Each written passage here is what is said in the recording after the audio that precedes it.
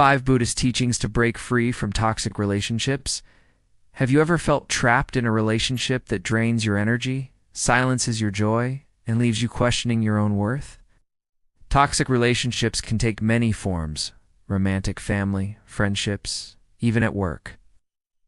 They often disguise themselves as love or loyalty, but inside they create a cycle of pain, guilt, and emotional exhaustion. And the hardest part? Walking away or letting go feels almost impossible. But here's the truth. Freedom doesn't come from clinging tighter, it comes from releasing the chains that bind us. And Buddhism, with its timeless wisdom, offers a path forward. Instead of simply telling us to move on, it teaches us how to recognize suffering, how to cultivate compassion, and most importantly, how to free ourselves without filling our hearts with bitterness or anger. In this video, we will explore 5 powerful Buddhist teachings that can help you break free from toxic relationships and reclaim your inner peace.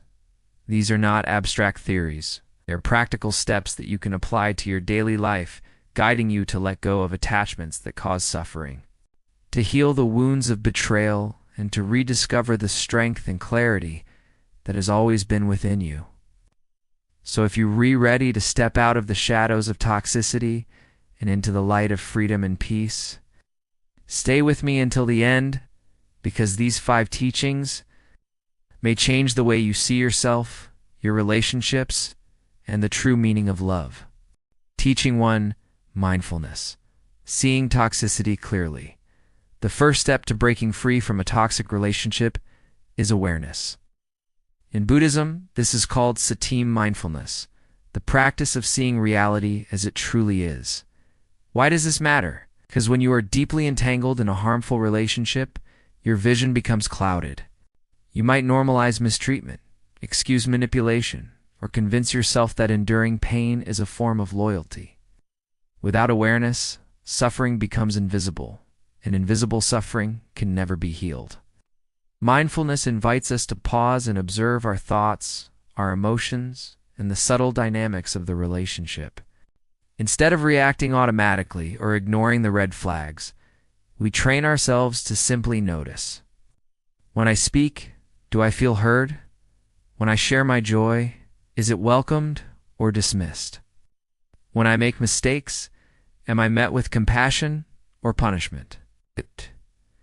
These are mindful questions that reveal whether the relationship nurtures or poisons the spirit. The Buddha taught that suffering often arises from avijja ignorance. By shining the light of mindfulness, ignorance loses its power. Suddenly, patterns of control, criticism, or emotional neglect become visible. And once we see clearly, we can no longer pretend that toxicity is love. Practicing mindfulness doesn't mean we judge or attack the other person, it means we cultivate honest awareness. This awareness is empowering because it brings us back to choice. Do we wish to continue feeding pain, or are we ready to nurture peace? When you sit quietly in meditation, breathing slowly, you learn to watch your emotions rise and fall like waves. The same skill applies in relationships. With mindfulness, you no longer drown in those waves. You learn to stand on the shore and see them for what they are. That clarity is the very beginning of freedom. Teaching to letting go of attachment. If mindfulness helps us see the truth of a toxic relationship, the next teaching shows us how to act upon that truth, letting go of unhealthy attachment. In Buddhism, attachment is one of the root causes of suffering. We cling to people, even when they hurt us, because of fear of being alone, fear of starting over, fear of losing the identity we've built around the relationship. But this attachment is like holding onto a rope that is burning your hands. The tighter you grip, the deeper the wounds. Letting go does not mean you never cared. It does not erase the love, the memories, or the effort you gave. Instead, it means you choose not to chain your happiness to someone else's behavior. The Buddha taught that everything is impermanent. Relationships, like seasons, can bring warmth and growth, but they can also pass away when their time has ended. Recognizing impermanence helps us release the illusion of forever that often traps us in cycles of suffering. To practice letting go, begin with small steps. Notice when you crave constant validation, when you replay hurtful words, or when you build stories in your mind about what could have been. Each moment is an opportunity to soften your grip. Breathing in, you acknowledge the pain of attachment. Breathing out, you release it with compassion for yourself. True letting go is not cold detachment, it is loving freedom. You can walk away without hatred, carrying gratitude for what was learned and strength for what lies ahead. The lotus flower rises unstained from muddy water. So too can you rise from the weight of toxic ties. By releasing attachment, you open your hands, and in doing so, you finally make space for peace. Teaching 3. Compassion and forgiveness after seeing clearly with mindfulness and beginning to loosen the grip of attachment. The next step is to transform the heavy burden of anger and resentment. In Buddhism, this transformation comes through compassion, karuna, and forgiveness. When someone has harmed us through manipulation, neglect, or cruelty, it is natural to feel anger. Anger can feel protective, even righteous. But the Buddha reminds us, holding on to anger is like grasping a hot coal with the intent of throwing it at someone else. You are the one who gets burned first. Resentment binds us to the very person we want to escape. In this way, forgiveness is not a gift to them. It is a liberation for ourselves. Compassion does not mean excusing harmful behavior or allowing it to continue. It means recognizing that toxic actions often come from ignorance, fear, or their own unresolved suffering. When we see the other person's pain, we can let go of the illusion that their cruelty defines our worth. We can say, I choose not to carry this poison any longer. Forgiveness begins in the heart. Sit in meditation and picture the one who hurt you. Acknowledge the pain honestly, then imagine releasing it like smoke rising into the sky. Whisper to yourself, I forgive not because they deserve it, but because I deserve peace. This is not weakness. It is the strength to reclaim your inner freedom.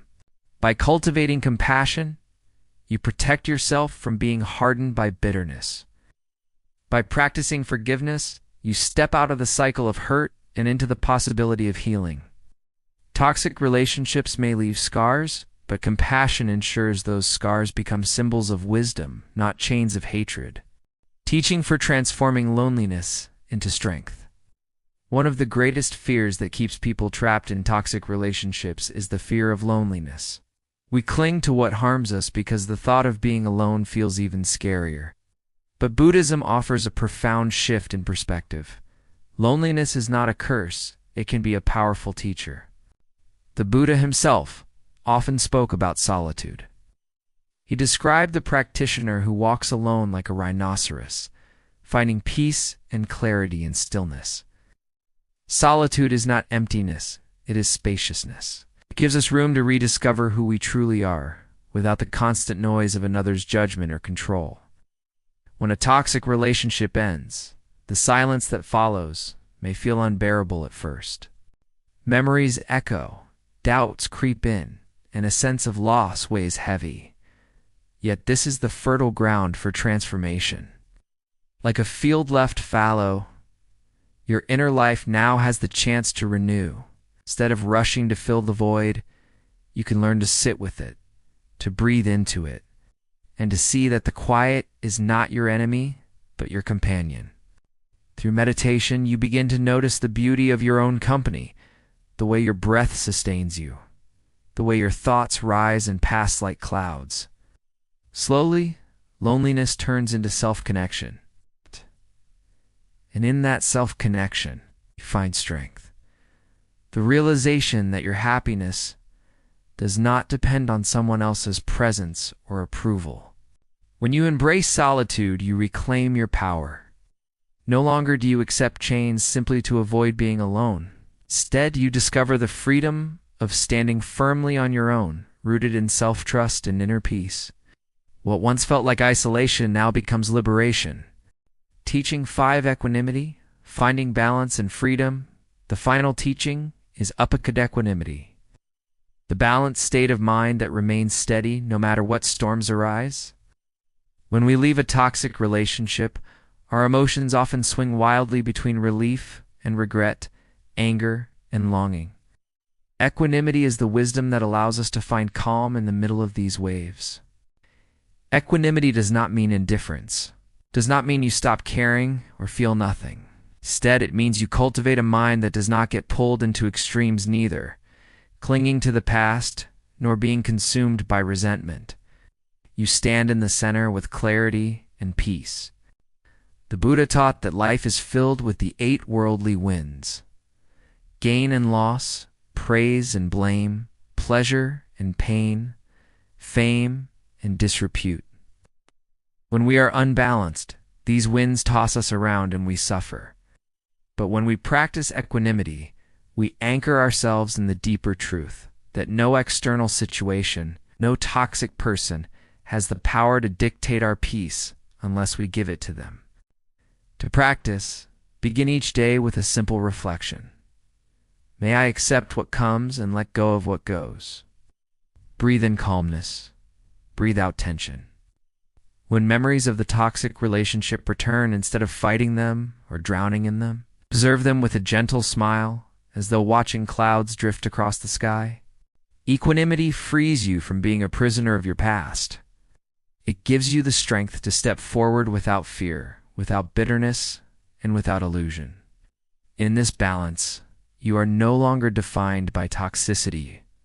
You are defined by your inner freedom. Walking the path to freedom, breaking free from a toxic relationship, is never easy. It takes courage to face the truth, strength to loosen your grip, and patience to heal the wounds left behind. But as we've seen through these 5 Buddhist teachings, there is a clear path forward, a path that leads not just away from pain, but toward genuine freedom and peace. Through mindfulness, you begin to see clearly the patterns of harm that once kept you trapped. With letting go of attachment, you release the burning rope that has wounded your heart. By cultivating compassion and forgiveness, you lighten the heavy burden of anger and resentment, allowing your spirit to breathe again. In transforming loneliness into strength, you discover that solitude is not emptiness, but an invitation to rediscover yourself. And finally, with equanimity, you learn to stand steady in the face of life's storms, no longer defined by the chaos of others, but by the calm you create within. Remember, freedom is not about running away, but about walking with wisdom, courage, and love. When you apply these teachings step by step, you reclaim your power and awaken to the truth that peace has always been within you. Thank you for walking this journey with me today. If this message spoke to your heart, I invite you to like this video, share it with someone who may need these teachings, and subscribe to our channel, Mindful Horizon, for more Buddhist wisdom and mindful guidance. Together, let's continue exploring the path of healing, freedom, and inner peace.